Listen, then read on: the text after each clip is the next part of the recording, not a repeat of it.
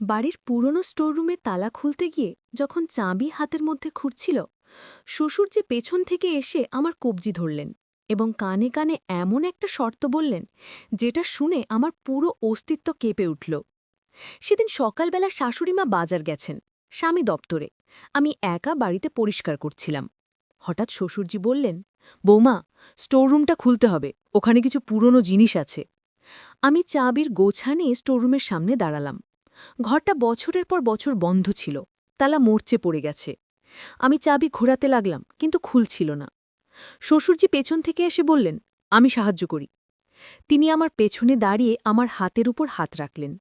একসাথে চাবি ঘোরাতে লাগলাম। তার শরীরের উষ্ণতা আমার পিঠে অনুভব করছিলাম। তালা খুলে গেল।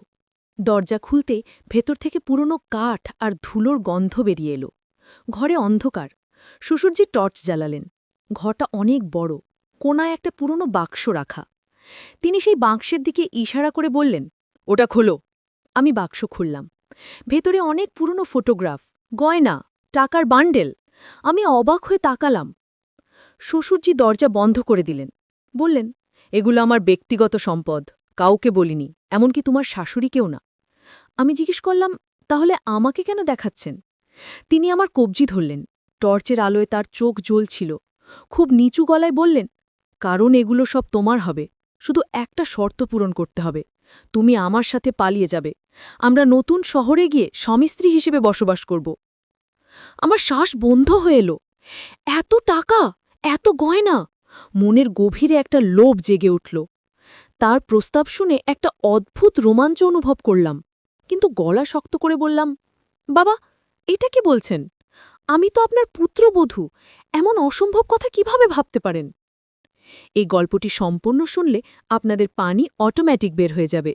সো যত দ্রুত সম্ভব হাতের কাছে টিস্যু নিয়ে বসে পড়ো। বিছানার চাদর যেন নষ্ট না হয় সেটা সম্পূর্ণ খেয়াল রাখার অনুরোধ জানিয়ে গল্পটি এখন শুরু করব। তার আগে সর্বশেষ অনুরোধ, দয়া করে এমন পানি বের করার গল্প নিয়মিত শুনতে আমাদের চ্যানেলটি সকলেই সাবস্ক্রাইব করুন। ধন্যবাদ। হ্যালো বন্ধুরা, আমার নাম মৌসুমী সেন। আমার বয়স ৪১ বছর। আমার স্বামীর নাম রাহুল সেন, বয়স ৪৬ বছর। আমাদের ২ সন্তান, রিয়া আর তন্ময়। রিয়া ১৮ বছর বয়সী, কলেজে পড়ে। তন্ময় ১৩ বছর বয়সী, স্কুলে যায়। শ্বশুরজি হঠাৎ হাসতে শুরু করলেন। তার হাসি শুনে আমার পুরো শরীর শিউরে উঠল। তিনি বললেন, বোমা, তোমার প্রতিক্রিয়া দেখেই বুঝলাম তুমি সৎ মানুষ। আসলে এটা একটা পরীক্ষা ছিল। আমি হতবাক হয়ে বললাম, পরীক্ষা? কিসের পরীক্ষা? শ্বশুরজি টর্চের আলো বাক্সের উপর ফেললেন, বললেন, দেখো এই বাক্সে আসলে কি আছে। আমি আবার বাক্সের ভেতরে তাকালাম। এবার ভালো করে দেখলাম। ফটোগ্রাফগুলো পুরনো, কিন্তু ছবিগুলো সব আমাদের পরিবারের নয়। অদ্ভুত মানুষের ছবি। গয়নাগুলো সব নকল। টাকার বান্ডেলগুলো আসলে খেলার নোট। আমি অবাক হয়ে তাকালাম। শ্বশুরজি দরজা বন্ধ করে দিলেন। বললেন, এগুলো আমার ব্যক্তিগত সম্পদ, কাউকে বলিনি, এমনকি তোমার শাশুড়িকেও না। আমি জিজ্ঞেস করলাম, তাহলে আমাকে কেন এই পরীক্ষা? শ্বশুরজি গম্ভীর হয়ে বললেন, কারণ এই স্টোররুমে আসলে একটা বিশাল রহস্য লুকিয়ে আছে। আমার বাবা, তোমার ঠাকুরদা, এই ঘরে কিছু একটা লুকিয়ে রেখে গেছেন। তিনি মারা যাবার আগে আমাকে বলেছিলেন যে শুধুমাত্র পরিবারের সবচেয়ে সৎ এবং বিশ্বস্ত মানুষই সেই রহস্য জানতে পারবে। আমি অনেক দিন ধরে চিন্তা করছিলাম কাকে এই দায়িত্ব দেব। আজ দেখলাম তুমিই সেই যোগ্য মানুষ। আমি এখনো কিছু বুঝতে পারছিলাম না। বললাম, কিন্তু বাবা, রহস্যটা কি? শ্বশুরজি স্টোররুমের দেয়ালের দিকে হাঁটতে লাগলেন। একটা পুরনো আলমারির পিছনে গেলেন। হাত দিয়ে দেয়াল টিপতে লাগলেন। হঠাৎ দেয়ালের একটা অংশ খুলে গেল। একটা গোপন দরজা। তিনি বললেন, এই দরজার ভেতরে যা আছে তা আমাদের পরিবারের ৩ প্রজন্মের রহস্য। আমার বাবা ছিলেন ব্রিটিশ আমলের একজন গোয়েন্দা। তিনি স্বাধীনতা আন্দোলনের সাথে যুক্ত ছিলেন। এই ঘরে তিনি অনেক গোপন নথি আর মূল্যবান জিনিস লুকিয়ে রেখেছিলেন। আমার হৃৎপিণ্ড জোরে জোরে ধরফর করতে লাগল। এটা তো সত্যিকারের অ্যাডভেঞ্চার। আমি বললাম, বাবা, আমরা ভেতরে যাব? শ্বশুরজি মাথা নাড়লেন, হ্যাঁ, কিন্তু একা নয়, আমাদের পুরো পরিবারকে নিয়ে যেতে হবে, কারণ যা আছে ভেতরে তা শুধু আমার বা তোমার নয়, পুরো পরিবারের। কিন্তু তার আগে আমাদের প্রস্তুতি নিতে হবে। সেদিন সন্ধে যখন সবাই বাড়ি ফিরল, শ্বশুরজি সবাইকে ডাকলেন। শাশুড়ি মা, রাহুল, রিয়া, তন্ময় সবাই বসল। শ্বশুরজি বললেন, আজ আমি তোমাদের সবাইকে একটা রহস্যের কথা বলবো। রাহুল অবাক হয়ে বলল, বাবা, কি রহস্য? শ্বশুরজি স্টোররুমের গোপন দরজার কথা বললেন। সবাই হতবাক হয়ে গেল। রিয়া উত্তেজিত হয়ে বলল, দাদু, আমরা কবে যাব সেখানে? শ্বশুরজি বললেন, আগামীকাল সকালে। কিন্তু শর্ত হলো, যা দেখবে তা পরিবারের বাইরে কাউকে বলা যাবে না, এটা আমাদের পারিবারিক গোপনীয়তা। পরের দিন সকালে আমরা সবাই স্টোররুমে জড়ো হলাম। শ্বশুরজি গোপন দরজা খুললেন, ভেতরে একটা সিঁড়ি নেমে গেছে নিচের দিকে। টর্চ জ্বালিয়ে আমরা নামতে শুরু করলাম।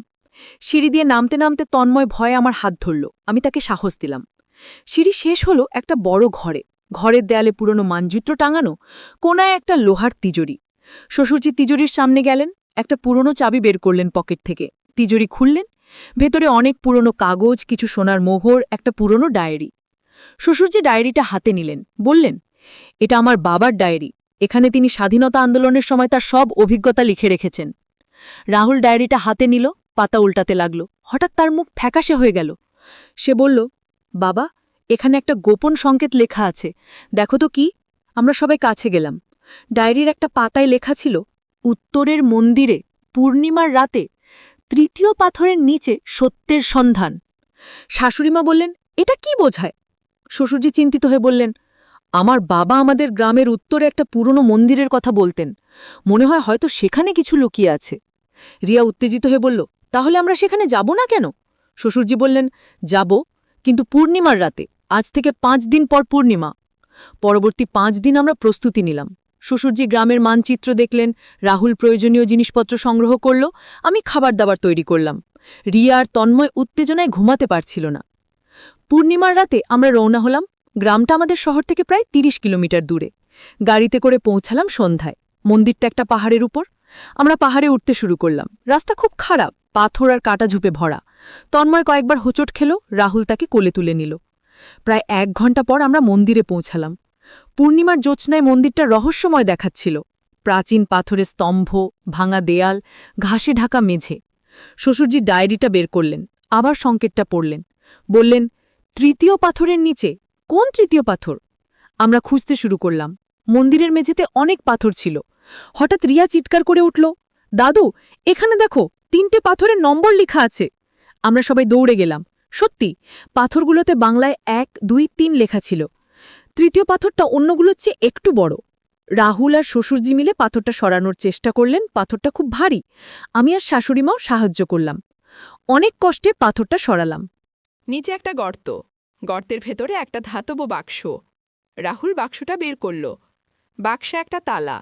শ্বশুরজি তিজোরি থেকে আনা চাবিগুচ্ছ বের করলেন, একটা ছোট্ট চাবি দিয়ে তালা খুললেন। বাক্স খুলতেই আমরা সবাই অবাক হয়ে গেলাম। ভেতরে প্রচুর সোনার অলংকার, রত্নপাথর, পুরনো মুদ্রা এবং একটা চিঠি। শ্বশুরজি চিঠিটা পড়তে লাগলেন।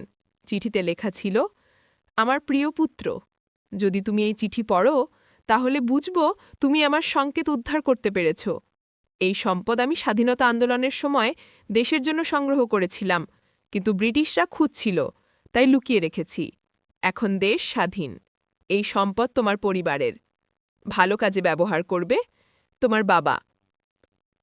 শাশুড়িমার চোখে পানি এসে গেল। তিনি বললেন, ঠাকুরমশাই কত কষ্ট করেছিলেন দেশের জন্য। শ্বশুরজি মাথা নিচু করে বললেন, বাবা চাইতেন এই সম্পদ দিয়ে আমরা ভালো কাজ করি, দরিদ্রদের সাহায্য করি, শিক্ষার প্রচার করি। রাহুল বলল, তাহলে আমরা এই টাকা দিয়ে গ্রামে একটা স্কুল বানাবো, গরিব বাচ্চারা বিনামূল্যে পড়তে পারবে।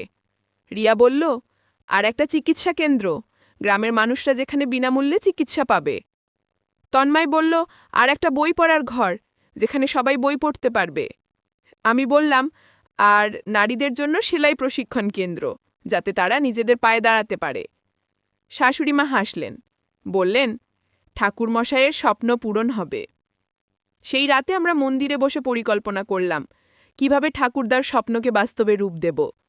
রিয়া বলল, মা, এটা তো দারুণ অ্যাডভেঞ্চার হলো। আমি মাথায় হাত বুলিয়ে দিলাম, বললাম, হ্যাঁ মা, কিন্তু আসল অ্যাডভেঞ্চার এখন শুরু হবে, এই সম্পদ দিয়ে মানুষের জীবন বদলানো। আমরা বাক্সটা নিয়ে বাড়ি ফিরলাম।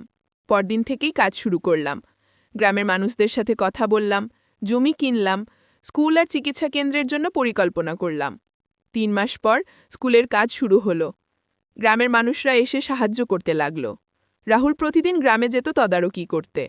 রিয়া ছুটির দিনে গিয়ে বাচ্চাদের পড়াতো। তন্ময় গল্প বলতো তাদের।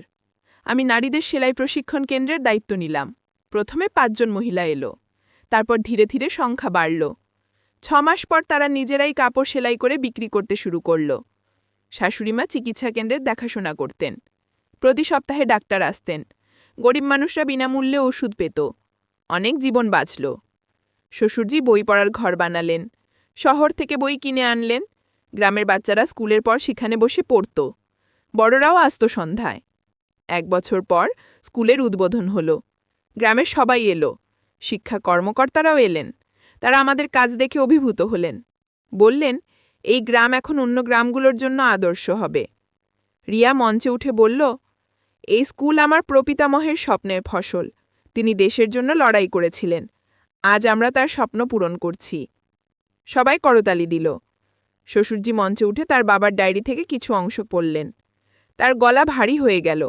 বললেন, বাবা লিখেছিলেন, স্বাধীনতার মানে শুধু ব্রিটিশদের থেকে মুক্তি নয়। স্বাধীনতার মানে হল প্রতিটি মানুষের শিক্ষার অধিকার, চিকিৎসার অধিকার, সম্মানের সাথে বেঁচে থাকার অধিকার। আজ আমরা সেই স্বাধীনতার স্বপ্ন বাস্তবায়ন করছি। রাহুল বলল, এই স্কুলে শুধু পড়াশোনা নয়, বাচ্চারা শিখবে কিভাবে ভালো মানুষ হতে হয়, কিভাবে অন্যের সাহায্য করতে হয়, কিভাবে দেশকে ভালোবাসতে হয়। সেই রাতে বাড়ি ফিরে আমরা সবাই বসলাম। শ্বশুরজি বললেন, মৌসুমী, তুমি না থাকলে এই পরিকল্পনা সফল হতো না। তোমার সততার নিষ্ঠা আমাদের পথ দেখিয়েছে। আমি লজ্জা পেয়ে বললাম, বাবা, এটা তো আমাদের সবার কাজ। আপনি আমাকে বিশ্বাস করেছেন বলেই এই রহস্যের সমাধান হয়েছে। শাশুড়িমা বললেন, কিন্তু রহস্য তো এখনও শেষ হয়নি। ডায়েরিতে আরও অনেক পাতা আছে, যেগুলো আমরা পড়িনি। রাহুল ডায়েরিটা নিয়ে পড়তে শুরু করল। হঠাৎ তার চোখ বড় হয়ে গেল। সে বলল, এখানে আরও একটা সংকেত আছে। লেখা আছে, নদীর তীরে পুরাতন বটগাছের নিচে পূর্বপুরুষের শেষ বার্তা। রিয়া লাফিয়ে উঠল, মানে আরও কিছু লুকিয়ে আছে? শ্বশুরজি চিন্তিত মুখে বললেন, গ্রামের নদীর তীরে একটা বিশাল বটগাছ আছে, কয়েক শত বছরের পুরনো। হয়তো সেখানে কিছু আছে। তন্ময় বলল, তাহলে আমরা আবার যাব? আমি বললাম, হ্যাঁ, কিন্তু এবার আমাদের আরও সাবধান থাকতে হবে, কারণ গ্রামে এখন অনেক মানুষ আমাদের চেনে, আমাদের কাজ দেখছে। পরদিন সকালে আমরা গ্রামে গেলাম। স্কুলের কাজ দেখে তারপর নদীর তীরে গেলাম। বটগাছটা সত্যি বিশাল। শেকড়গুলো মাটির অনেক গভীরে, ডালপালা বিস্তৃত। রাহুল গাছের চারপাশে ঘুরতে লাগল। হঠাৎ তার পা আটকে গেল। মাটিতে একটা লোহার রিং। সে তা টানল। একটা ঢাকনা খুলে গেল। নিচে একটা ছোট্ট সুড়ঙ্গ। শ্বশুরজি বললেন, আমরা নামব। আমরা একে একে নামলাম। সুড়ঙ্গটা বেশ লম্বা। শেষে একটা ছোট্ট কক্ষে পৌঁছলাম। দেয়ালে মশাল জ্বালানোর জায়গা। রাহুল মোবাইলে টর্চ জ্বালালো।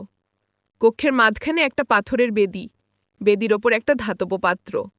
পাত্রের গায়ে অদ্ভুত লেখা। শ্বশুরজি কাছে গিয়ে পড়লেন।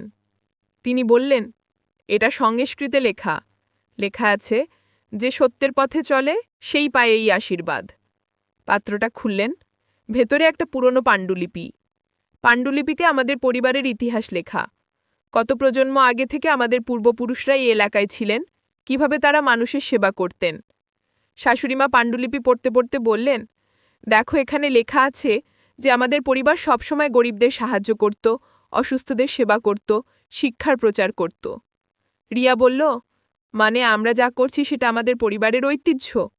শ্বশুরজি মাথা নাড়ে বললেন, হ্যাঁ, আমরা শুধু ঠাকুরদার স্বপ্ন নয়, আমাদের সব পূর্বপুরুষের স্বপ্ন বাস্তবায়ন করছি। পাণ্ডুলিপি শেষে লেখা ছিল, এই সম্পদ শুধু টাকা নয়, এই সম্পদ হলো আমাদের মূল্যবোধ, আমাদের নীতি, আমাদের দায়িত্ববোধ। যে প্রজন্মই মূল্যবোধ ধরে রাখবে, সেই প্রজন্মই সত্যিকারের ধনী হবে। তন্ময় জিজ্ঞেস করল, দাদু, এখানে কি আর কিছু লুকানো আছে? শ্বশুরজি হাসলেন, না বাবা, এখানে যা ছিল আমরা পেয়ে গেছি। এখন আমাদের কাজ হলো এই শিক্ষাকে এগিয়ে নিয়ে যাওয়া। আমরা পাণ্ডুলিপিটা নিয়ে বাড়ি ফিরলাম। সেই রাতে আমরা সিদ্ধান্ত নিলাম যে এই পাণ্ডুলিপির একটা কপি স্কুলের লাইব্রেরিতে রাখব, যাতে বাচ্চারা জানতে পারে যে সৎ পথে চললে এবং মানুষের সেবা করলে জীবন কত সুন্দর হয়। পরবর্তী 6 মাসে স্কুলে ভর্তি হলো 100 জন ছাত্রছাত্রী। চিকিৎসা কেন্দ্রে প্রতিদিন 50 জন রোগী আসতে শুরু করল। সেলাই প্রশিক্ষণ কেন্দ্রে 30 জন মহিলা প্রশিক্ষণ নিচ্ছিল। বই পড়ার ঘরে সন্ধ্যায় 60-70 জন মানুষ আসত। 1 বছর পর জেলা প্রশাসক আমাদের গ্রাম পরিদর্শনে এলেন। তিনি আমাদের কাজ দেখে মুগ্ধ হলেন। বললেন, এই গ্রাম এখন পুরো জেলার জন্য আদর্শ। অন্য গ্রামেও এই মডেল চালু করা হবে। রাহুল বলল, স্যার, আমরা সাহায্য করতে প্রস্তুত আছি। আমরা চাই প্রতিটি গ্রামে শিক্ষার স্বাস্থ্যসেবা পৌঁছে যাক। জেলা প্রশাসক আমাদের পরিবারকে সম্মাননা দেবার কথা বললেন। কিন্তু শ্বশুরজি বিনীতভাবে বললেন, স্যার, আমাদের কোনো সম্মাননা চাই না।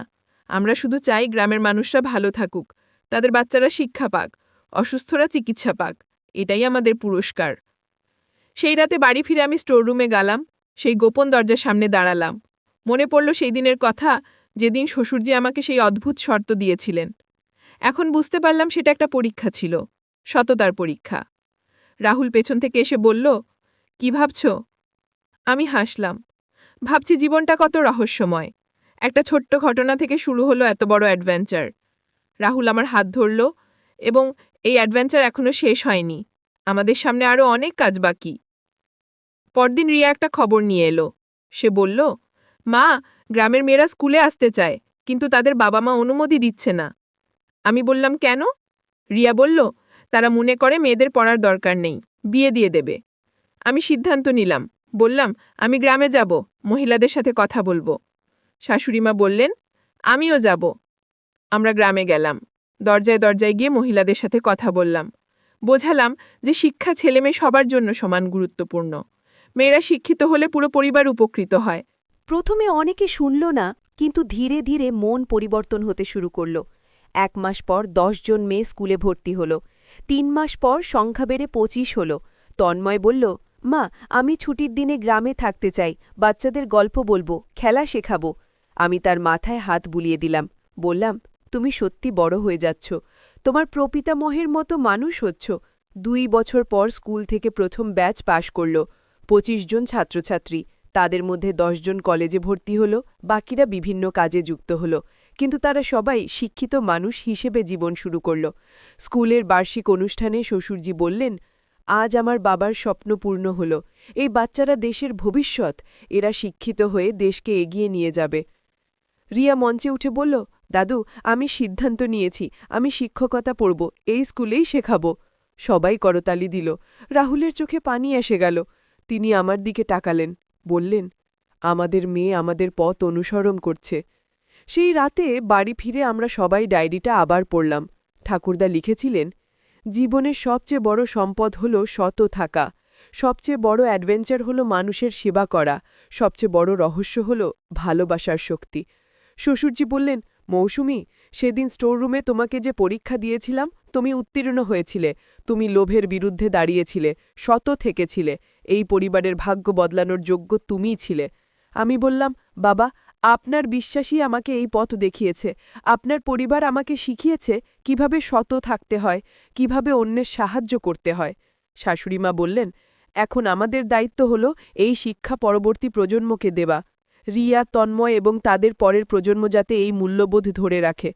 3 বছর পর গ্রামে আরও 2টো স্কুল খোলা হলো, চিকিৎসা কেন্দ্র আরও বড় হল, পুরো সময়ের 2 জন ডাক্তার নিয়োগ হল, সেলাই প্রশিক্ষণ কেন্দ্র থেকে পাশ করা মহিলারা নিজেদের ব্যবসা শুরু করল।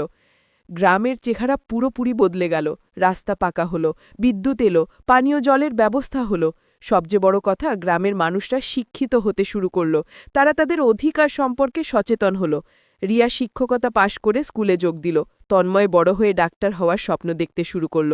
সে বলল, বাবা, আমি ডাক্তার হয়ে এই গ্রামেই থাকব, মানুষদের সেবা করব। রাহুল গর্বিত হয়ে বলল, তুমি তোমার প্রপিতামহের যোগ্য উত্তরসূরি হচ্ছ। 5 বছর পর রাজ্য সরকার আমাদের গ্রামকে আদর্শ গ্রাম হিসেবে ঘোষণা করল। মুখ্যমন্ত্রী নিজে এসে স্কুল পরিদর্শন করলেন। তিনি বললেন, এই পরিবার প্রমাণ করেছে একটা পরিবারের নিষ্ঠা পুরো গ্রামকে বদলে দিতে পারে।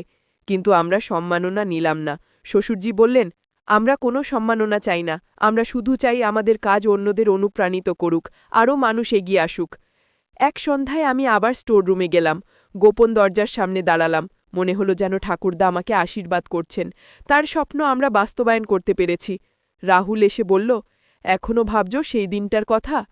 আমি হাসলাম। হ্যাঁ, সেদিন যদি আমি লোভে পড়ে শ্বশুরজির প্রস্তাবে রাজি হতাম, তাহলে আজ এই অ্যাডভেঞ্চার হতো না, এই রহস্যের সমাধান হতো না, এত মানুষের জীবন বদলানো হতো না। রাহুল আমাকে জড়িয়ে ধরল।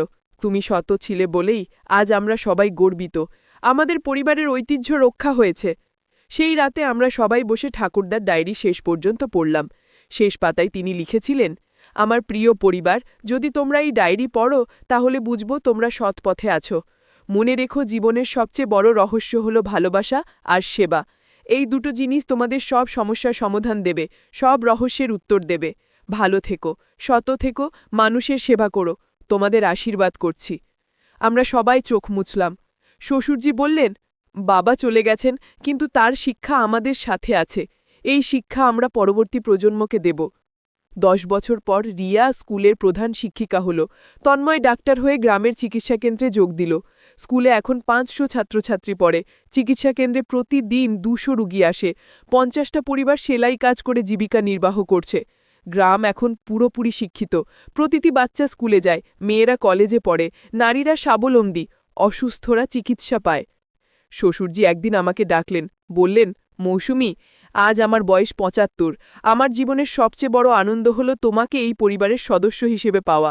তুমি না থাকলে এই অ্যাডভেঞ্চার সম্ভব হতো না। আমি তার পা ছুঁয়ে প্রণাম করলাম, বললাম, বাবা, আপনি আমাকে বিশ্বাস করেছিলেন, সেই বিশ্বাসই আমার জীবনের সবচেয়ে বড় সম্পদ। সেই রাতে বাড়ি ফিরে আমি আয়নায় নিজেকে দেখলাম। 20 বছর বয়সে যখন এই পরিবারে এসেছিলাম তখন ছিলাম একটা সাধারণ মেয়ে। আজ 51 বছর বয়সে আমি একটা পরিবারের, একটা গ্রামের শত শত মানুষের জীবনের অংশ। রাহুল বলল, কি ভাবছ? আমি বললাম, ভাবছি আমাদের জীবন কত সুন্দর হয়েছে। একটা ছোট্ট পরীক্ষা থেকে শুরু হয়ে আজ এত বড় অ্যাডভেঞ্চার। রাহুল হাসল, এটা শুধু অ্যাডভেঞ্চার নয়, এটা আমাদের জীবনের উদ্দেশ্য। আমরা বুঝতে পেরেছি জীবনের আসল মানে কি। পরদিন সকালে স্টোররুমে গেলাম, গোপন দরজাটা খুললাম, সিঁড়ি দিয়ে নেমে সেই গোপন ঘরে গেলাম, ঠাকুরদার তিজোরি খুললাম, ডায়েরিটা হাতে নিলাম। শেষ পাতায় আমি লিখলাম, প্রিয় ঠাকুরদা, আপনার স্বপ্ন আমরা পূরণ করেছি, আপনার শিক্ষা আমরা ধরে রেখেছি। এখন আমাদের দায়িত্ব এই শিক্ষা পরবর্তী প্রজন্মকে দেওয়া। রিয়া, তন্ময় এবং তাদের বাচ্চারা এই ঐতিহ্য এগিয়ে নিয়ে যাবে। আপনার আশীর্বাদ আমাদের সাথে আছে। আপনার প্রিয় পৌত্রবধূ মৌসুমী। ডায়েরি বন্ধ করে তিজোরিতে রেখে দিলাম। ওপরে উঠে এলাম। রাহুল, রিয়া, তন্ময়, শ্বশুরজি, শাশুড়িমা সবাই বসে আছে। শ্বশুরজি বললেন, আজ থেকে এই স্টোররুমের চাবি রিয়ার হাতে তুলে দিচ্ছি। যখন সে মনে করবে তখন তার যোগ্য উত্তরসূরিকে এই রহস্য জানাবে। রিয়া চাবি নিয়ে বলল, দাদু, আমি প্রতিজ্ঞা করছি আপনাদের ঐতিহ্য আমি রক্ষা করব। আমি নতুন প্রজন্মকে শিক্ষিত করে তুলব। সবাই খুব খুশি হলো। আমি আবার চিন্তা করলাম যে শ্বশুরজির প্রস্তাবে আমি রাজি হয়ে যেতাম তাহলে কি হতো? আমি হয়তো অনেক টাকার মালিক হতাম, কিন্তু এই শান্তি পেতাম না, এই মনের শান্তি পেতাম না। আমি ভুল সিদ্ধান্ত নিলে ভাষার ভারসাম্য থাকে সুযোগ থাকতো না, আর আমার কোনোদিনই কোনো বিশ্বাসই থাকতো না।